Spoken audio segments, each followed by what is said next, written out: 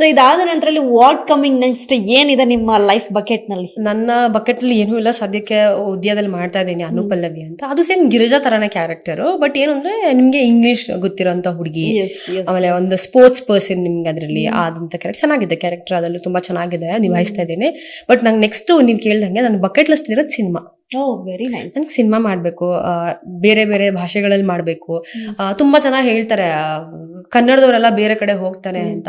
ಒಂದ್ಸತಿ ನೀವು ಯೋಚನೆ ಮಾಡ್ಬೇಕು ಯಾಕೆ ಹೋಗ್ತಾರೆ ಅಂತ ಅಂದ್ಬಿಟ್ಟು ಅಲ್ವಾ. ಇವಾಗ ಸಮ್ ಅದರ್ ರಿಲಿಜನ್ ಅಂದ್ರೆ ಏನಂತಾರೆ, ಬೇರೆ ಬೇರೆಯವ್ರು ಬಂದು ಬೇರೆ ಭಾಷೆಯವ್ರು ಬಂದು ನಮ್ಮ ಭಾಷೆಯಲ್ಲಿ ಮಾಡ್ತಿದ್ದಾರೆ ಅಂದಾಗ ನಮ್ಗೆ ಯಾಕೆ ಅವಕಾಶ ಎಲ್ಲ ಹೋಗಕ್ಕೆ? ಹೋಗೋಣ ಬಿಡಿ, ಮಾಡೋಣ ಬಿಡಿ.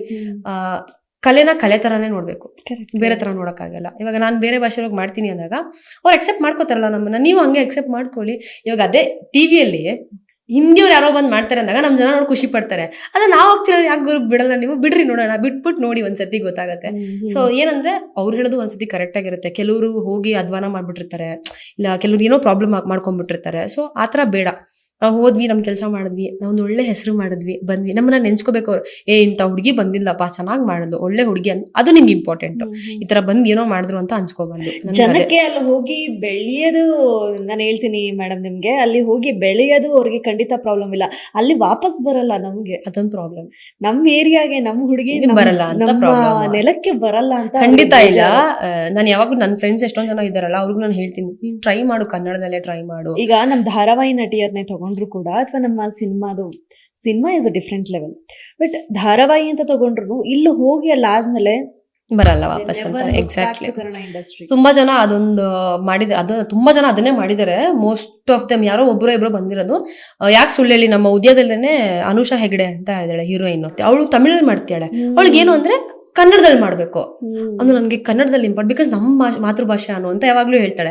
ಅದಿರ್ಬೇಕು, ನೀವು ಹೋದ್ರೆ ವಾಪಸ್ ಬನ್ನಿ ಒಂದ್ಸತಿ. ಇಲ್ಲೇ ಹುಟ್ಟಿ ಇಲ್ಲೇ ಬೆಳೆದು ನೀವು ಅಲ್ಲೆಲ್ಲೋ ಹೋಗಿ ಬೆಳೆದ್ಬಿಟ್ಟು ಇದನ್ನ ಮರ್ತ್ ಬಿಟ್ರೆ ಹೆಂಗೆ? ಸೊ ಇಲ್ಲೇ ನಿಮ್ ಬುಡ ಇರೋದು ಇಲ್ಲೇ, ವಾಪಸ್ ಇಲ್ಲಿಗೆ ಬರ್ಬೇಕು. ಯಾರಿಗ್ ಗೊತ್ತ ಅಲ್ಲಿ ಏನಾಗುತ್ತೆ ಅಂತ ನಮಗೂ ಗೊತ್ತಿಲ್ಲ. ಸೊ ಇಲ್ಲಿಗೆ ಬರ್ಬೇಕು ವಾಪಸ್.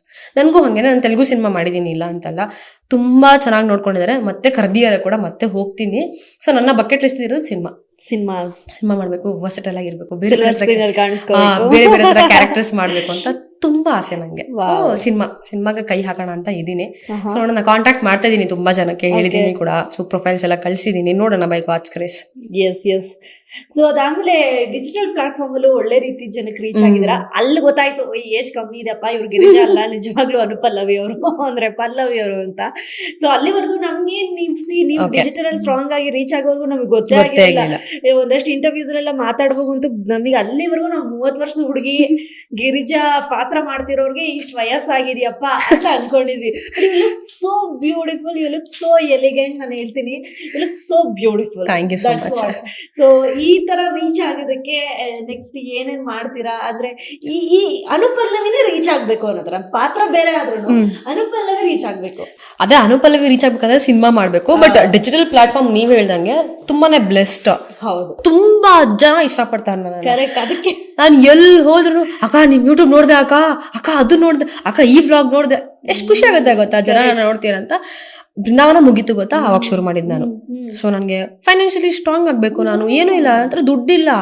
ಫಸ್ಟ್ ಯೂಟ್ಯೂಬ್ ಪೇಮೆಂಟ್ ಬಂದಾಗ ಕಣ್ಣಲ್ಲಿ ನೀರ್ ಹಾಕ್ಬಿಟ್ಟಿದೀನಿ. ಅದೇನ್ ಲಮ್ಸಮ್ ಅಮೌಂಟ್ ಅಲ್ಲ, 10,000ದಿಂದ 15,000 ಒಳಗಡೆನೆ.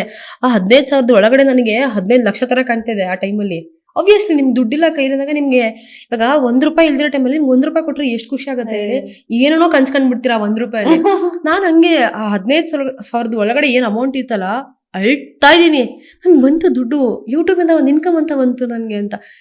ಕನ್ಸಿಸ್ಟೆಂಟ್ ಆಗಿ 160 ವಿಡಿಯೋಸ್ ಹಾಕಿದೀನಿ ನಾನು every single day to get that. ಅದಕ್ಕಿಂತ ರೀಚ್ ಆಗ್ಲಿ ಅಂತ. ಮೇನ್ ಬೃಂದಾವನ ಮುಗಿಯೋ ಟೈಮಲ್ಲಿ ಬೃಂದಾವನ ಇನ್ನೇನು ವ್ಲಾಗ್ ಮಾಡಿದ್ದೆ, ಬೃಂದಾವನ ಸ್ಟಾರ್ಟಿಂಗ್ ಅಲ್ಲೇನೆ. ಅದು ರೀಚ್ ಆಗಿರ್ಲಿಲ್ಲ. ಅದೇನೋ ಗೊತ್ತಿಲ್ಲ ಗುರು, ಏನೋ ದೇವ್ರದೇ ಏನೋ ರೀಚ್ ಆಗ್ಬಿಡ್ತು, 1 ಲಕ್ಷ ವ್ಯೂಸ್ ಆಗ್ಬಿಡ್ತು ಅದು. ಆಮೇಲೆ ಕಾನ್ಫಿಡೆನ್ಸ್ ಜಾಸ್ತಿ ಆಗೋಯ್ತು ನನಗೆ. ಸೊ ಎಲ್ಲ ಏನೋ ಆಗುತ್ತೆ ಅಂತ ಐ ಸ್ಟಾರ್ಟೆಡ್ ಪೋಸ್ಟಿಂಗ್. ಸೊ ಅಲ್ಲಿಂದ ಬೃಂದಾವನ ಮುಗಿದ್ಮೇಲೆ ಕನ್ಸಿಸ್ಟೆಂಟ್ ಆಗಿ ಶಾರ್ಟ್ಸ್ ವಿಡಿಯೋ ಅಪ್ಲೋಡ್ ಮಾಡಿದ್ದು. 160 ವಿಡಿಯೋಸ್ ಅಪ್ಲೋಡ್ ಮಾಡಿದೆ. ಎವ್ರಿ ಸಿಂಗಲ್ ಡೇ ಪೋಸ್ಟ್ ಮಾಡಿ ಐ ಗೇನ್ಡ್ ಪೀಪಲ್. 1000 3,000 4,000 10,000 ಇವಾಗ 1,00,000 ಆದ್ರು. ಆ 1,00,000 ಜನ ಸಂಪಾದನೆ ಮಾಡಿದೆ ಗೊತ್ತಾ. It's not at all easy because ಎಲ್ರಿಗೂ ನಾನು ಇಷ್ಟ ಆಗ್ಬೇಕು ಅಂತ ಇಲ್ಲ. ಒಬ್ರಿಗೆ ನಾನು ಇಷ್ಟ ಆಗಿರ್ತೀನಿ, ಒಬ್ರಿಗೆ ನಾನು ಇಷ್ಟ ಆಗದೆ ಇರ್ತೀನಿ, ಕೆಲವ್ರಿಗೆ ತುಂಬಾ ಇಷ್ಟ ಆಗ್ಬಿಡ್ತೀನಿ, ಕೆಲವ್ರಿಗಂತೂ ಅಸಹ್ಯ ಆಗ್ಬಿಟ್ಟಿರ್ತೀನಿ.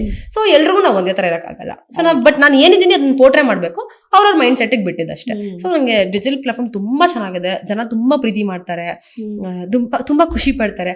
ಬಟ್ ನಾನು ಏನಂದ್ರೆ ಏನಿದೆಯೋ ಅದನ್ನೇ ಹೇಳ್ತಿರ್ತೀನಿ, ಅದೊಂದೇ ಖುಷಿ.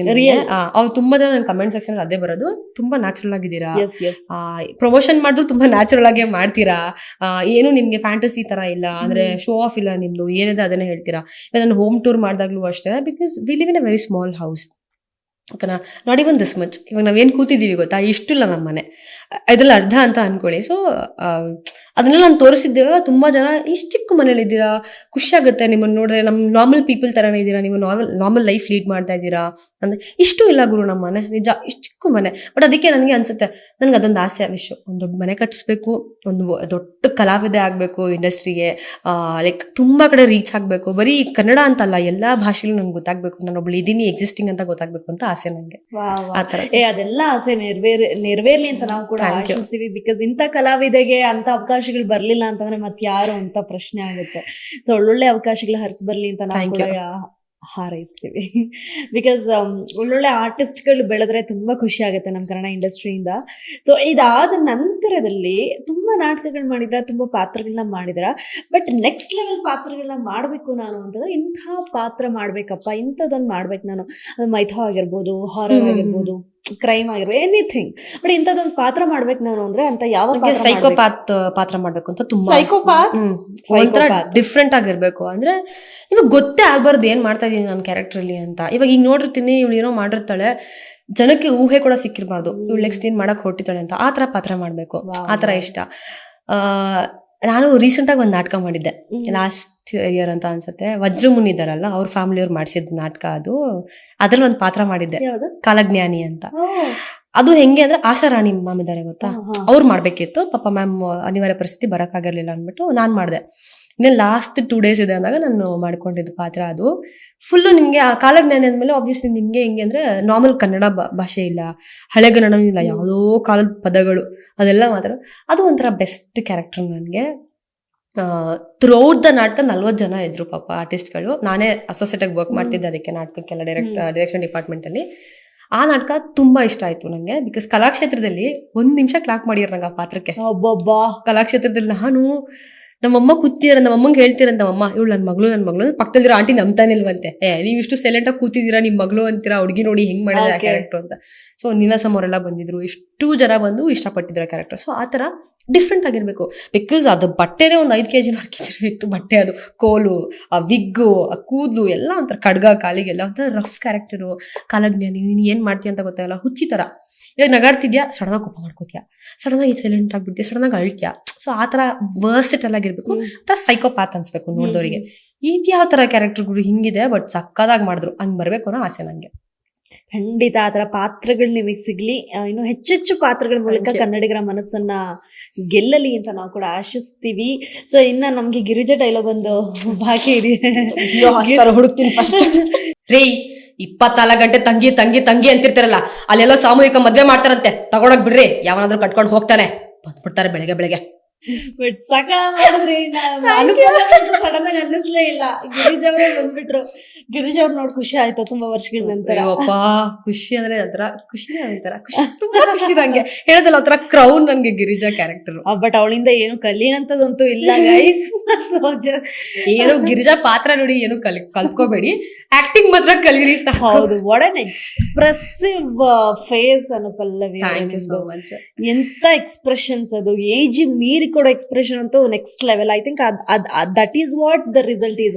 ನಮ್ ಏಜಿಗಿಂತ ಮೀರಿದ ಏಜ್ ಮಾಡ್ತಾ ಅದರಿಂದ ನಾವು ಒಂದು ರಿಸಲ್ಟ್ ನ ಗಳಿಸೋದಿಲ್ಲ, ಅದರಿಂದ ಒಂದು ಫೇಮ್ ನ ಗಳಿಸೋದಿಲ್ಲ, ಅದೇ ಒಂದು ಪರಿಪೂರ್ಣತೆ ಅಂತ. ಅದಕ್ಕೆ ಎಲ್ಲ ಬೇರೆ ಬೇರೆ ನೀವ್ ಹೇಳಿದ್ರಿ, ಗಿರಿಜಾ ಮ್ಯಾಮ್ ಕೂಡ ನನಗೆ ಅಪ್ರಿಶಿಯೇಟ್ ಮಾಡಿದ್ರು ಅಂತ. ಸುಮ್ನೆ ಅಂತ ಆರ್ಟಿಸ್ಟ್ಗಳೆಲ್ಲ ಬಂದು ಅಪ್ರಿಶಿಯೇಟ್ ಮಾಡಲ್ಲ, ಯಾಕಂತಂದ್ರೆ ಏಜ್ಗಿಂತ ಮೀರಿದೊಂದು ಎಕ್ಸ್ಪ್ರೆಸಿವ್ ಆಗಿ ಮಾಡಿ ಅದನ್ನ ಜನ ಇಷ್ಟಪಡ್ತಾರೆ ಅಂದ್ರೆ ಸಮ್ವೇರ್ ತುಂಬಾ ಖುಷಿ ಆಗುತ್ತೆ. ನಂಗೆ ತುಂಬಾ ಜನ ಹೇಳಿದಾರೆ, ದೊಡ್ಡ ದೊಡ್ಡ ಕಲಾವಿದ್ರು ಹೇಳಿದಾರೆ. ಎಕ್ಸಾಕ್ಟ್ಲಿ. ಮೊನ್ನೆ ಮುನಿ ಸರ್ ಕೂಡ ಹೇಳಿದ್ರು, ಬಂದ್ ಫೋಟೋ ತಗೊಂಡ್ರು. ಏನ್ ತಾಯಿ ಮಾಡಿದ್ಯಾ, ನಾನ್ ಹೇಳ್ದೆ ಹೇರ್ ಸ್ಟೈಲಿಸ್ಟ್ ಹೇಳಿ ಕಳ್ಸಿದಾರೆ, ಫೋನ್ ಮಾಡಿ ಕೊಡು ನಾನ್ ಮಾತಾಡ್ತೀನಿ ಹುಡುಗಿ ಹತ್ರ ಅಂತ. ಬಟ್ ಸಿಕ್ಕಿದ್ದಾಗ ಹೇಳಿದ್ರು ತುಂಬಾ ಚೆನ್ನಾಗಿ ಮಾಡಿದ್ಯಾ ಪುಟ್ಟ ಏನು ಅಂತ. ಥ್ಯಾಂಕ್ ಯು ಅಂದೆ.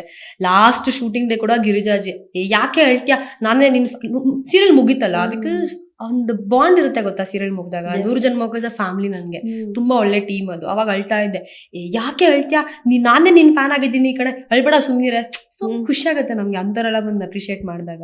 ಇವೆಲ್ಲೋ ಒಂದ್ ಕಡೆ ಹೌದು ರೀಚ್ ಆಗಿದೀವಿ ಅಂತ ಅನ್ಸುತ್ತೆ ನಮ್ಗೆ.